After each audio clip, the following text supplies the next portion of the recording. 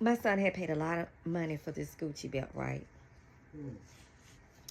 And now I'm going to show you, see how it raveled less than a year. This is an authentic Gucci belt that was bought in Neiman Marcus. But instead of sending it off, because all I use is glue to seal this leather. And if a person don't know why their stuff is unraveling, see, it ravels after a while. He didn't even have it that long.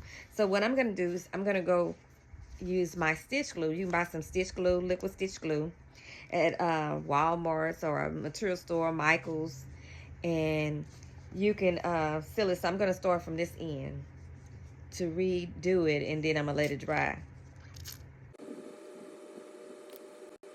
Yeah, I've had this glue for a while. Still works. You're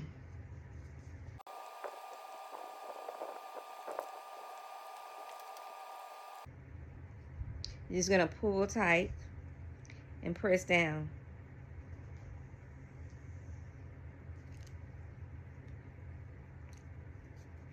They do very minimum stitching, but this is a cheap rate out that we pay so much money for name brand product. If you have a seamstress at the house, they'll know this. Then probably if I would have sent it over repaired, ain't no telling how much I would have had to pay for repairs. And another thing about Gucci, after a period of time that you paid all your money, those G's disappear because it's not authentic leather. It's just a stamp on. And so after a period of time, the G's goes away, the print completely. But all you have to do is get some sewing glue, stitch glue, liquid stitch glue, and stitch it back together. It's a shame. They probably end up sending you a new one or repairing the old one. So that's all I had to do with this belt right here. And for those that didn't know, now you know. Is it really worth the GGs?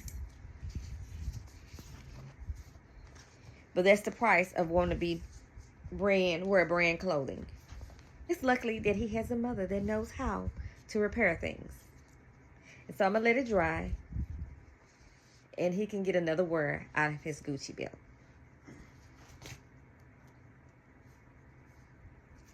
The white will disappear once it dries if you're worried about it. But it's leather right here.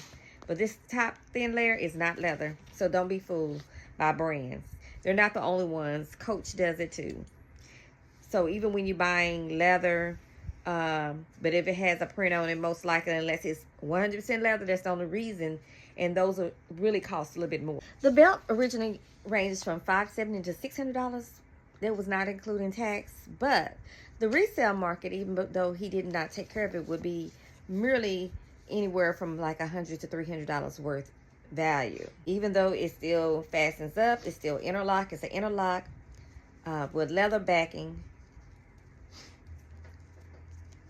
as you can see, and then the leather locking.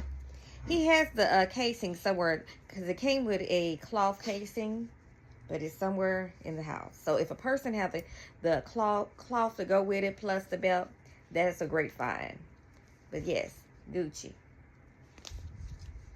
The money we pay for things that we don't take care of or it don't last just because the workmanship is not good quality. It's just the bottom line. After a period of time, glue will break down. The more you wear it, and it will bubble up. You just have to be more cautious.